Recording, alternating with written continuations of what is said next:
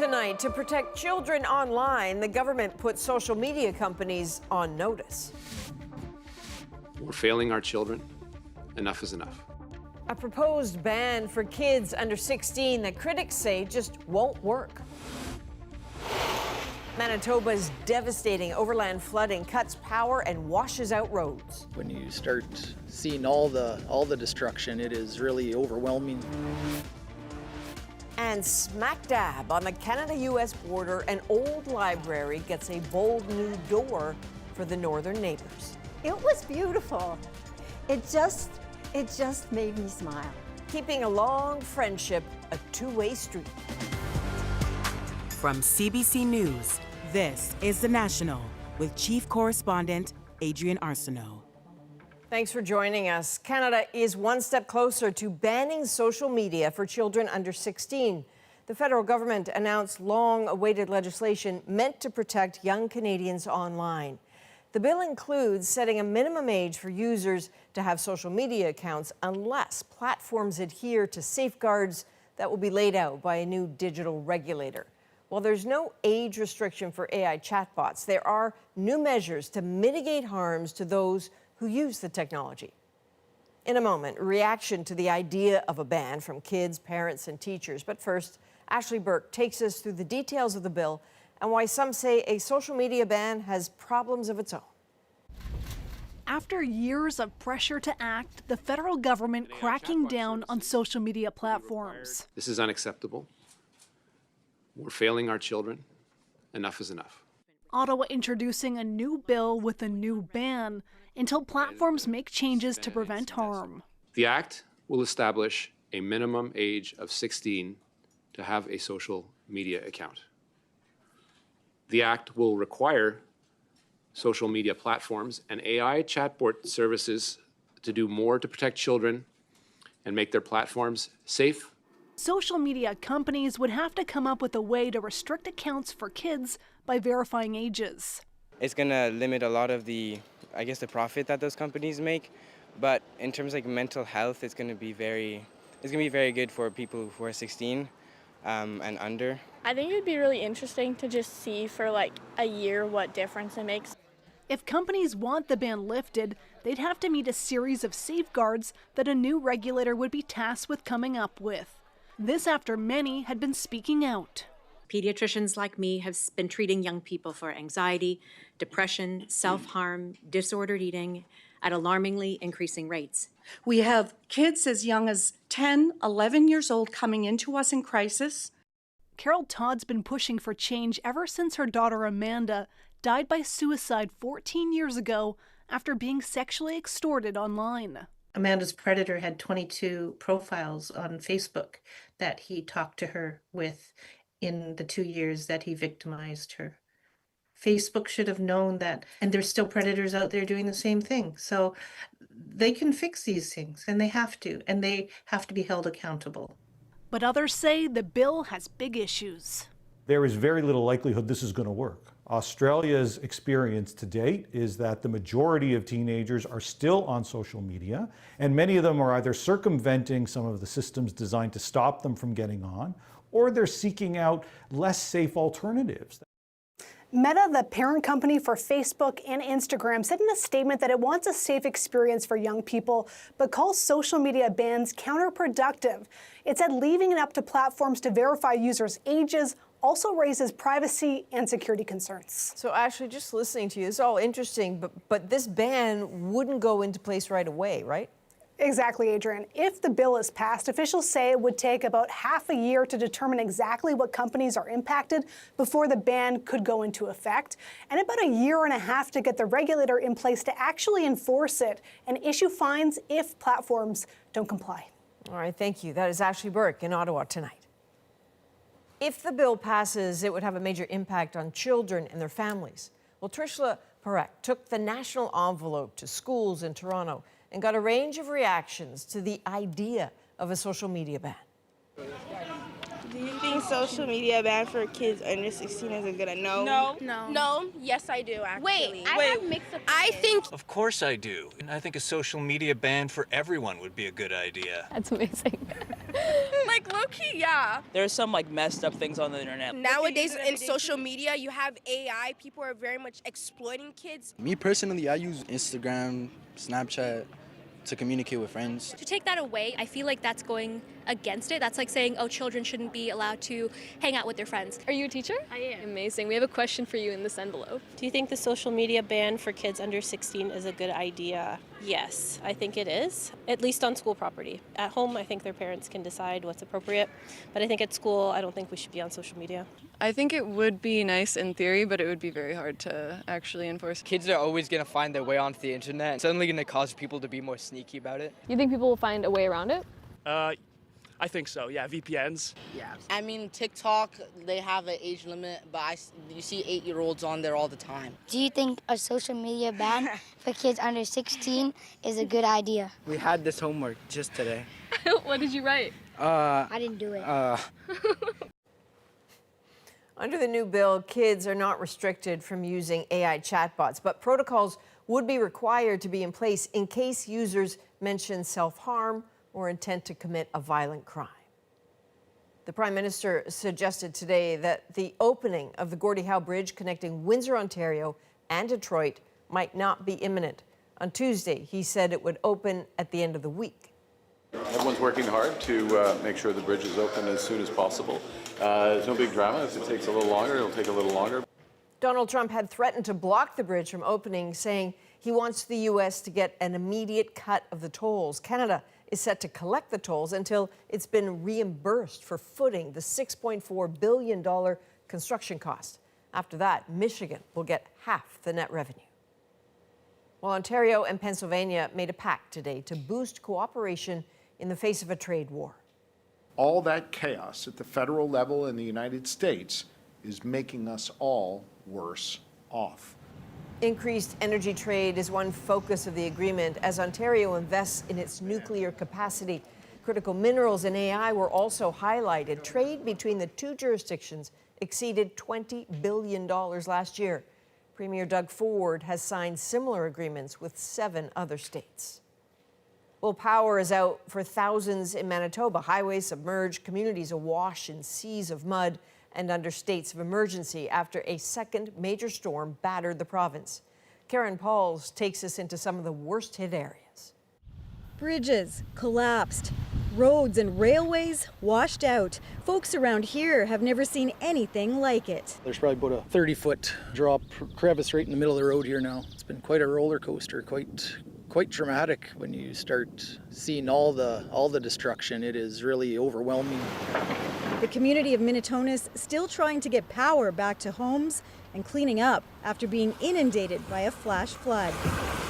There's going to be months and months of work because basements have to be restored, cleaned up, sanitized, rebuilt. We're doing wellness checks and we're going from house to house, and if they're needing any water getting pumped out of their basements or things like that, that's what we're looking after house by house right now.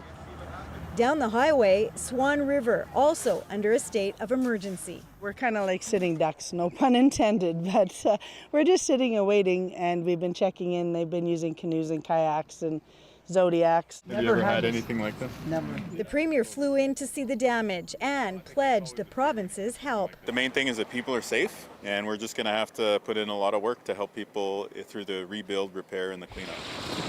Winnipeg and southern Manitoba are also dealing with the aftermaths of storms Tuesday night that brought fist-sized hail, monsoon-like downpours, and at least 2 confirmed tornadoes. This woman had to be rescued after her community got more than 250 millimeters of rain. My mom woke us up at about 7 in the morning. She told us that firemen were going to come with a boat and take us out. So we went outside and they pulled in this metal boat. I've never thought I would have to do that. There are still thousands without power across the province, and the Premier says 5,000 vehicle hail claim damages were made in Winnipeg alone. And that's not even all the basements flooded with sewage and mud. Adrienne? And Karen, I know it looks relatively calm where you are right now, but it's not over yet, eh? No, it's been raining here off and on all day, and there are more thunder showers in the forecast. So people here are just doing everything they can to prepare. Okay, thank you. That is Karen Pauls in Minnetonka, Manitoba tonight. Hundreds of police officers in Ontario paid their respects to a colleague killed in the line of duty. A procession was held for the Ontario provincial police officers. His body was brought to the chief coroner's office in Toronto. Police say Constable Tarun Bali was hit by a vehicle driven by an 18-year-old who'd fled a hospital where he was being assessed under the Mental Health Act. The 18-year-old is charged with numerous offenses, including first-degree murder of the officer. The Bank of Canada will keep its benchmark interest rate at 2.25%, the same rate it's had since last fall.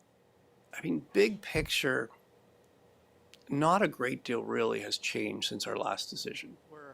Bank of Canada Governor Tiff Macklem said changing rates is risky in a weak Canadian economy. Inflation remains high at nearly 3%, thanks in large part to the war in the Middle East. In the U.S., it hit more than 4%, though Donald Trump shrugged it off. Are you concerned, Mr. President, about the latest inflation number which came out this morning? No, I love it. The numbers were great. You know what I really love? I love the inflation. You know why? He went on to explain that there is a U.S. military operation to escort ships out through the Strait of Hormuz, and that inflation will, quote, sink like a rock when the war is over. And there's a process for that. But the war is now escalating rapidly. The U.S. announcing another wave tonight of what it called self-defense strikes on Iran. The ceasefire, for the moment, appears to have completely unraveled, with local Iranian news sources reporting strikes in several cities, mainly across the country's south near the coast. Also claiming that Tehran has targeted U.S. ships in the Strait of Hormuz. As Sasha Petrusik explains, this comes after days of rising rhetoric and explosive violence. The U.S. was signaling all day. Those strikes that'll happen tonight will be strong. They will be clear. A second night of attacks from U.S. forces after airstrikes hit Iranian radar installations and, says Iran, civilian water infrastructure overnight. Iran responded with a video of these missiles. It says were aimed at U.S. bases in the region. It's one of the most intense flare-ups, testing a very fragile 2-month ceasefire, even as talks to end the conflict have continued. We'll see what happens with the deal. We were really close to a deal, but they keep tapping us along. They keep playing us for suckers. The U.S. says it's retaliating for the downing of an Apache helicopter by an Iranian drone over the Persian Gulf, but also that it's meant to pressure Iran into a deal forcing it to give up its nuclear program. The War Department is prepared to set the terms to ensure that we get the kind of deal President Trump expects. Talks have been going on for weeks, with Gulf states pushing for peace, while Israel prepares for further attacks on Iran, especially since it exchanged missile fire with Iran on Sunday. It's really a pleasure. In an exclusive interview with CBC News, U.S. Ambassador to Israel, Mike Huckabee, defended both countries' use of force. I don't think anybody should expect that either the U.S. or Israel is going to take one right in the teeth and not respond. Iranian President Masoud Pezeshkian is also frustrated at a ceasefire that is neither peace nor war. He says the U.S. keeps changing its demands. Iranian officials are now vowing a crushing and decisive military response to U.S. attacks. Sasha Petrusik, CBC News, Toronto. The White House stands accused tonight of using its influence to keep a World Cup referee from entering the U.S. Omar Artan is from Somalia, a country familiar with Donald Trump's wrath. Tanya Fletcher starts us off there. Fanfare like this is usually reserved for soccer stars. But in Mogadishu, it's a referee receiving a hero's welcome home after being denied entry into the U.S. Omar Artan, considered Africa's top referee, was set to become the first Somali to officiate at a men's World Cup. Somalia says he'd been issued a diplomatic passport, but was turned away in Florida just days before the tournament. U.S. border officials citing vetting concerns. The decision drawing ire in Canada. In British Columbia, he would be welcomed and celebrated for his accomplishments. We would be thrilled to have him refereeing games here. Toronto Mayor Olivia Chow also voicing support, saying she'll lobby FIFA to have R10 officiate World Cup matches in Canada instead. But there's no indication that'll happen. FIFA says R10 will be unable to train and officiate after he was denied entry into the States, adding a host government ultimately decides who receives a visa and who is admitted into their country. FIFA's president later addressing it this way. Maybe sometimes it's good as well to just, chill, relax. We work on everything. We try to solve everything. According to U.S. media reports, R10 was questioned for 11 hours in Miami. The Trump administration saying he was barred entry because of his links to, quote, suspected members of terror organizations. This is no surprise because it is a logical extension of Trump's anti-immigration policies writ large.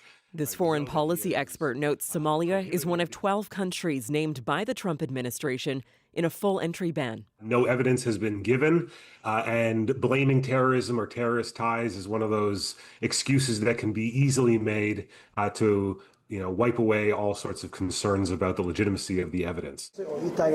As for R10, he says it was all a matter of fate and is urging his supporters not to lose heart. Tanya Fletcher, CBC News, Vancouver.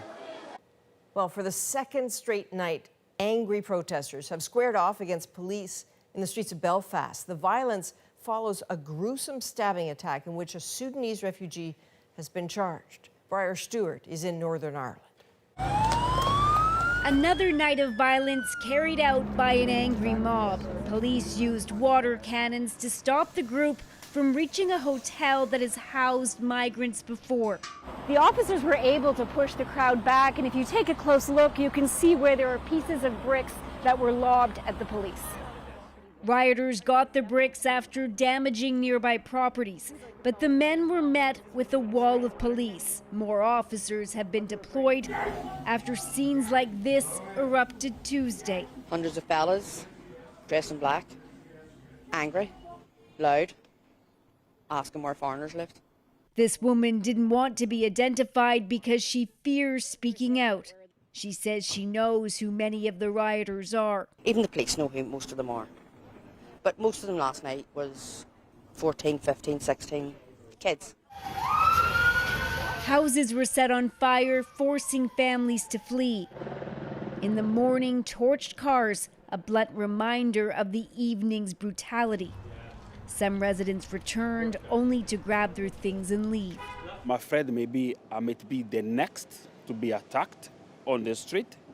So I don't know where to take my family. The riots were triggered by a brutal stabbing on Monday. An asylum seeker from Sudan has been charged with attempted murder. The family of the victim, who lost an eye in the attack, released a statement saying they were disgusted by the violence. Peaceful protest is only ever the way forward. We have many migrants who make a deeply valuable contribution to our country. For many, these scenes were reminiscent of a dark chapter of Northern Ireland's history. Just violence upon violence. I think I could use the word anarchy. It took us back certainly to times in the Troubles. The unrest on Wednesday was not as widespread as the day before, but there remains a real fear that this is not the end of a tension that keeps boiling over. Briar Stewart, CBC News, Belfast. A lot of effort is going into World Cup security, including policing the skies. So my officer is going to be putting his drone up right now. Yep, drone's going up. How drones will protect Toronto, next. A cross-border library meant to bridge divides gets a Canadian entrance. There were no problems at all. They created a problem. The politics behind the change. Plus, looking for a little adventure in Manitoba's floods. There was about a foot of water covering the entire road. We're back in 2.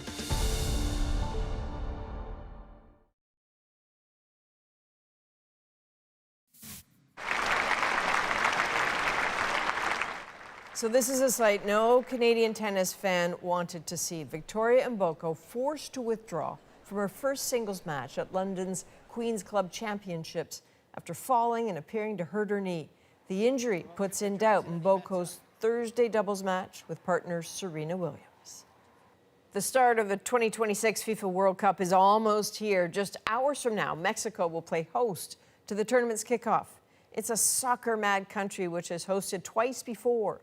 But as Jorge Barrera shows us, some say it just feels different this time. In Tepito, one of Mexico City's toughest neighborhoods.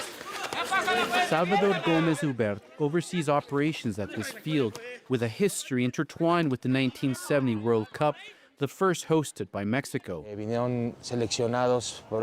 Brazilian side came here with Pele, and they had a game with the neighbors.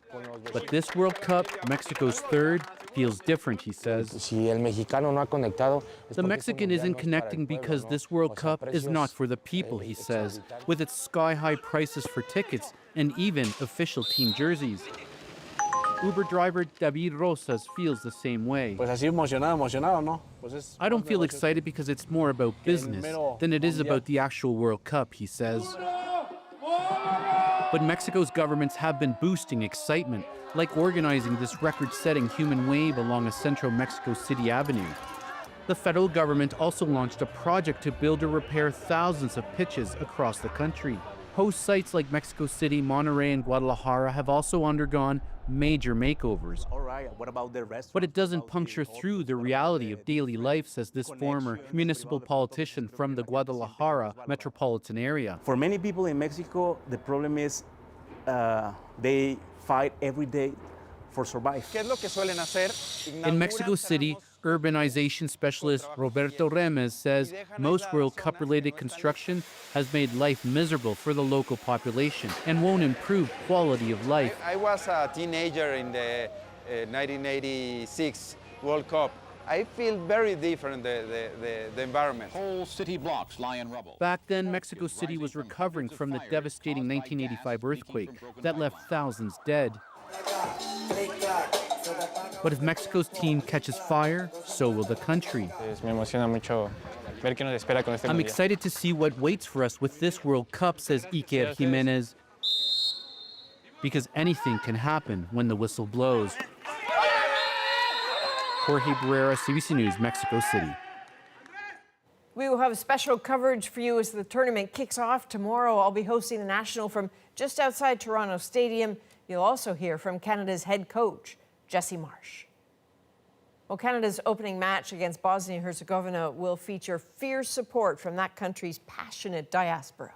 That's the thing about the Bosnian fans. Win or lose, we celebrate.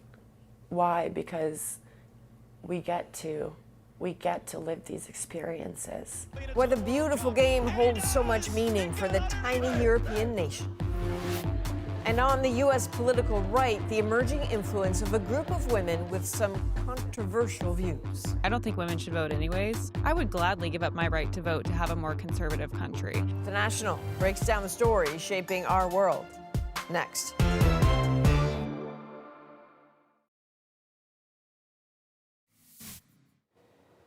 Another move in Canada's drive to join the multi-trillion-dollar space launch industry, a hypersonic rocket lifting off Wednesday morning from Spaceport, Nova Scotia. Engineers say the rocket performed well for the powered portion of the flight, but failed to make it to space. A second planned launch was scrubbed. Well, there were celebrations today in southern Quebec, all because of a new door on an old library. Cobina Oduro shows us how this long-standing symbol of cross-border friendship managed to defy White House politics. 1, 2, et 3. A new beginning for the Haskell Free Library in Stansted, Quebec. The building famous for sitting on Canadian and U.S. soil now has a new entrance to let Canadians back in with no hassle. It was beautiful. It just made me smile. It's very close to my heart, and I'm so proud of what they've done here. Last year, the Trump administration barred Canadians from using the main entrance in Derby Line, Vermont. People here say the old system worked fine. It was such a simple rule. You stay on the sidewalk and you walk in the door, and that was taken away. It's disappointing, if nothing else. Like, why should you mess with tradition? There were no problems at all. They created a problem. Americans and Canadians attended the event. Some Americans watched from the U.S. side. I think it made us stronger, and we've learned to be able to work together to come up with a common goal, which is the door. The entrance cost around $700,000, with the money primarily coming from the library and the rest from donations from people in both countries. It was an expense that really wasn't necessary. At a time when there are people seeking to stroke divisions among communities and between countries, I want to congratulate the Haskell staff for doing exactly the opposite, creating a welcoming space that brings people together. It's really important for us to be here and send the message that Vermont, we are friends with you, and we hope that you'll also continue to be friends with us. Staff at the library say this milestone is just the latest chapter of more than a century of history here. People on both sides of the border say this new entrance serves as a reminder that anyone and everyone is welcome to use the library. Kubiro Duro, CBC News, Stansted, Quebec. In the breakdown tonight, trad wife energy at a popular meeting place of Republican politics, and Bosnian delight ahead of a World Cup showdown against Canada. Bosnian fans will show how true supporters celebrate.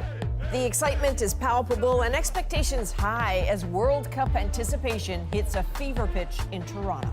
But first, an emerging complication for the conservative movement in the U.S. revealed at a women's event hosted by the widow of Charlie Kirk. Do you think your daughter should have the right to vote? I'd be okay if she didn't. Katie Simpson was at the Turning Point event and shows us the tension among Christian conservatives who may have the same goals, just different ideas of how to get there. Nice to meet you. Are you planning on voting in the midterms? The people that voted for Trump are just very fed up. Both my husband and I are really disappointed. What is the #1 motivating factor for you when you decide, who you're going to vote for? I don't want a party that's going to tell my son he can cut off his penis. Your plan is to vote Republican? Yes. The Republican Party is the party of freedom.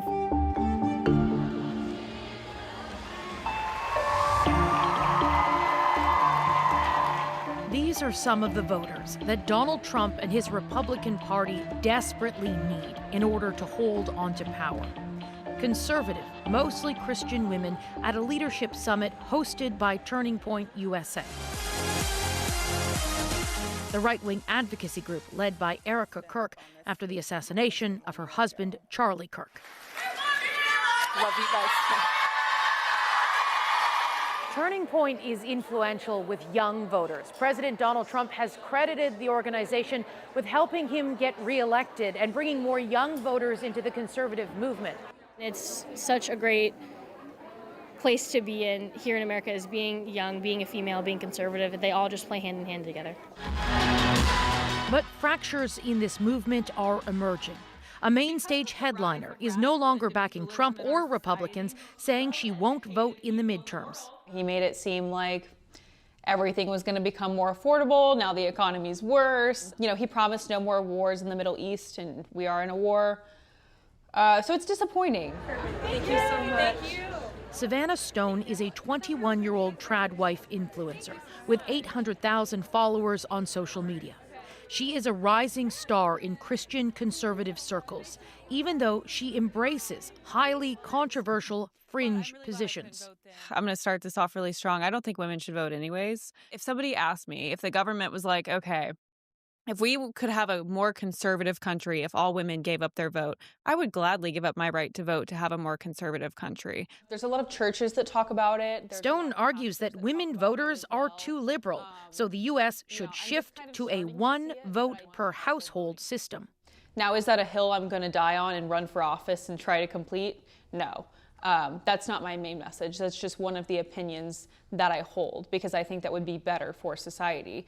I actually do agree with her. I would as well give up my vote if it got rid of things like abortion.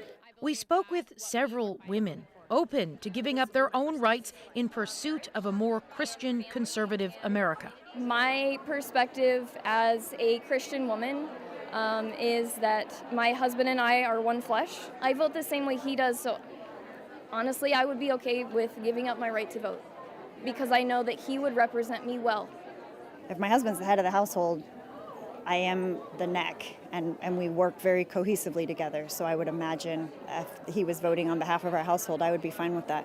Do you think your daughter should have the right to vote?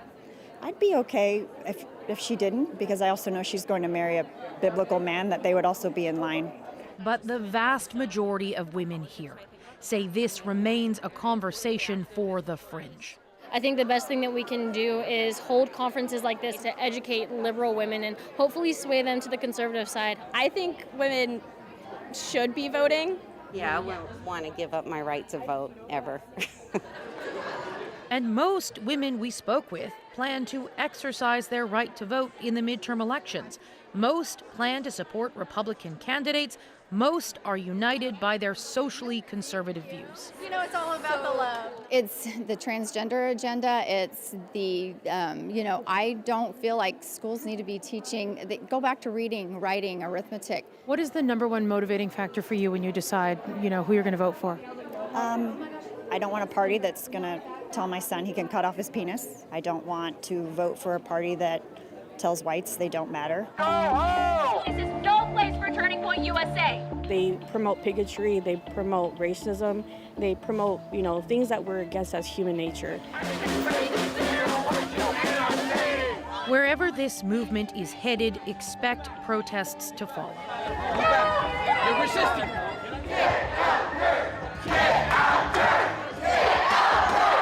Are we having fun yet? Some demonstrators outside this event dressed as characters from The Handmaid's Tale, the dystopian book and TV series, to make their point. I have a problem with them trying to persuade people that their goal in life as a woman is to keep house and raise babies. What? You want to come say something to me, sweetheart? Yeah, I will. Tensions here are raw. All of it yet another example of the deeply polarized politics of the moment. Women hold up half the sky, Charlie Kirk deserves to die. These protesters' shouts infuriating some inside the Women's Summit. Happiness comes and goes, and I pray that you find it. Motivating others to push ahead to create the change they seek. Katie reminds us that those attending that conference and millions of others with similar views are among the most reliable of the MAGA base, crucial in the upcoming midterms. Coming up, as we approach Canada's World Cup opener, putting the Toronto Police Service's anti-drone readiness to the test. Just pull out your phone. Yeah, you see it? It's right there. Our exclusive ride along to see how they will patrol and protect the skies. Next.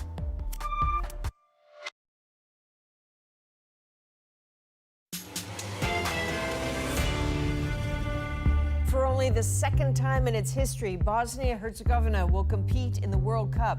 Its first match this Friday against host Canada. This was something what we need, like medicine for our people. Why many Bosnian Canadians say this game carries some deep meaning.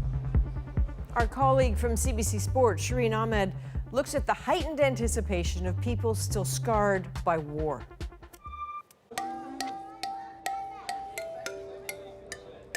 Here at Sarajevo Grill and Meats in Etobicoke, Ontario, people are gathered for a pre-World Cup match. Panama versus their beloved Bosnia-Herzegovina. Come on, boys! Those we spoke to here love Canada, but come Friday, they'll be firmly behind Canada's opponent. Excitement is huge. In our community, everybody is excited. They can't wait. For those from the tiny European nation, soccer is so much more than just a game. It's a profound symbol of national identity, resilience, and unity. And for Bosnians here in Canada, Friday's match holds extra meaning. Ahmed Seljevic came to Canada at age 6, while Bosnia was recovering from a brutal civil war. I had cousins who were killed at 16, whose bodies to this day still haven't been found. And I can see those effects within the family. 30 years ago, the Balkan nation was fragmented and divided. The Bosnian War lasted 3 years between April 1992 and November 1995, leaving thousands dead and millions displaced. you learn how to move on with life, but it always stays with you. And I think that's what makes Bosnians so proud to be with one another. Like many in the Bosnian community, Salijevic has been able to keep a strong connection to his homeland with the help of soccer. Football is important to Bosnia because it, in a way, acts as an identity for the people. The things that they went through, the things that they suffered, football was that one escape. In March, when the national team had a chance to qualify, he boarded a plane to Sarajevo. There was no way I was ever going to miss that opportunity. I was watching, we had a watch party actually. Bosnia and Herzegovina will play in the FIFA World Cup. There was 100,000 people at this. Yeah, nobody slept, huh? The whole city was awake. The whole country was awake. I was on the floor actually praying because I couldn't watch the extra time and the penalties. And the moment I knew it happened. Bosnia and Herzegovina to the World Cup. And he does! It got underneath Donnarumma! My mom was yelling, Amina, you can get up now. And I heard my parents scream in the background. And I knew it was over, and I knew we did it.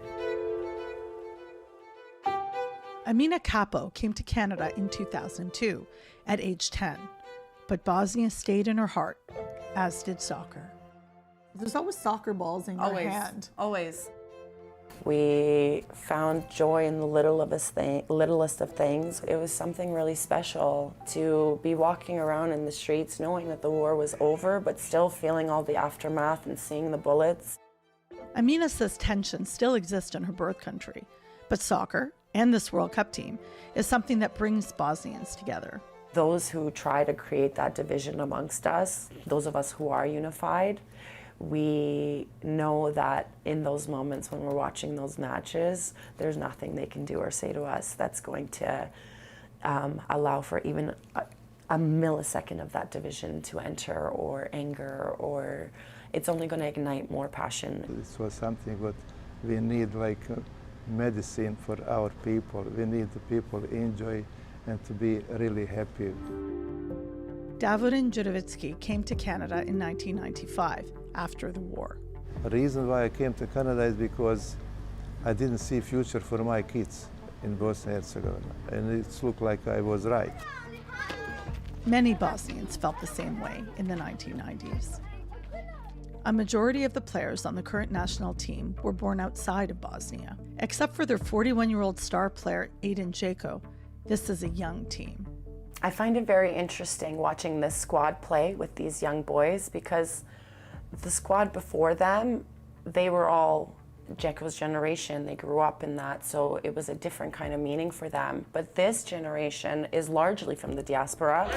Supporters of Bosnia and Herzegovina will be cheering in the streets, from Sarajevo to Toronto. I believe the Bosnian fans will show how true supporters celebrate and root for their national team. We suffered so much, for me, with no reason, but I think finally we'll start to celebrate and have good life and good memories, and then there'll be, like, for next generation to be show way how people can be happy, you know.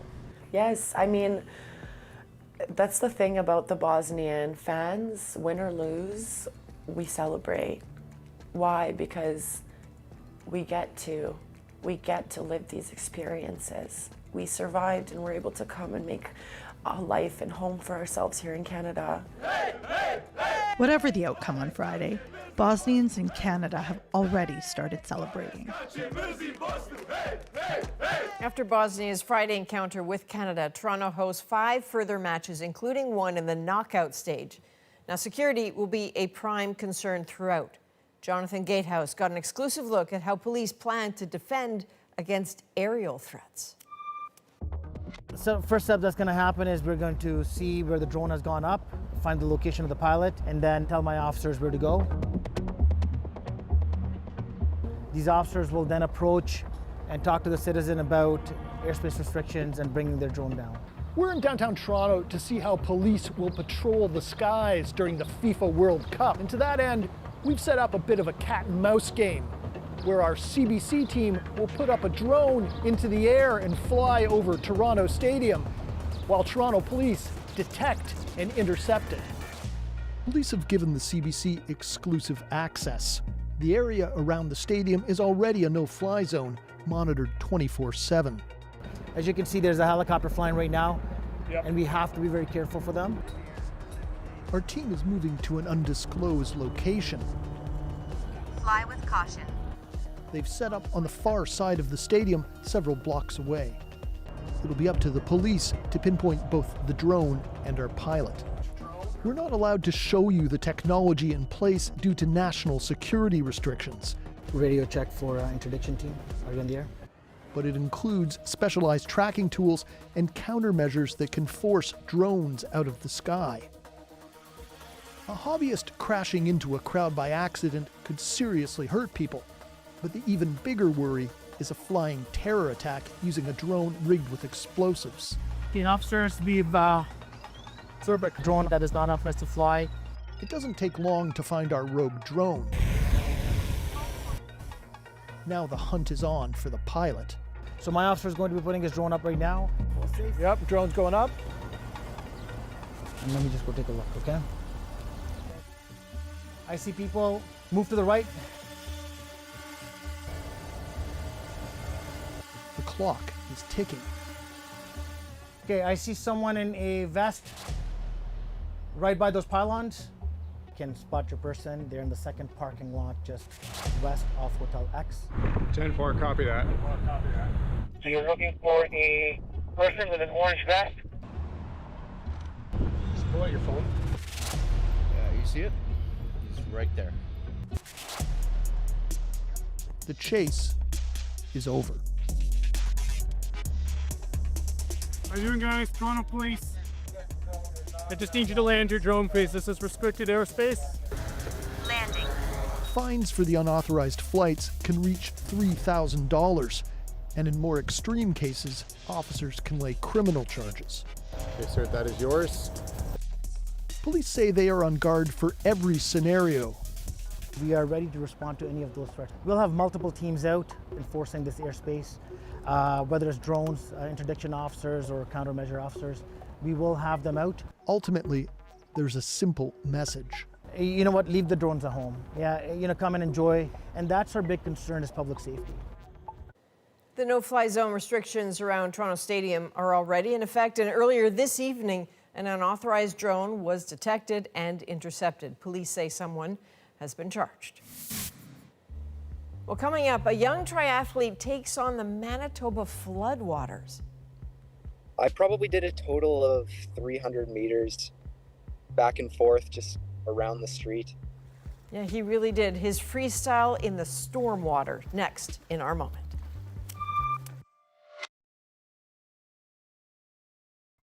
You are looking at 16-year-old triathlete Nolan Law heading into water built up from just one of the many storms that have hit Manitoba. So along his street in the town of Oakbank, there was just enough water to do some front crawl. So tonight, his swim, incredibly, makes our moment. There was about a foot of water covering the entire road. So I decided to go outside and start swimming laps of the street. There was a huge storm. We were getting tornado warnings for pretty much the entire evening, and it rained for about 2 to 3 hours straight. The town was pretty much covered in water, and all down my street there was about a foot of water covering the whole road. As I was swimming, there was a group of kids, probably about 16 to 17 years old. They had a truck and they were wakeboarding behind the truck down the street. I probably did a total of 300 meters back and forth just around the street. I was surprised at how good the water quality was. It was probably better than Winnipeg Beach or Birds Hill Park even. Oh, this guy's I don't know, Nolan. We're all just thinking, like, I hope you kept your mouth shut and that you don't need shots in the next few days. Check in with us. Let us know you're okay. And yeah, those guys wakeboarding beside. You make the best of what you got. From all of us at The National, thanks for being with us. I'm Adrienne Arsenault. Take care.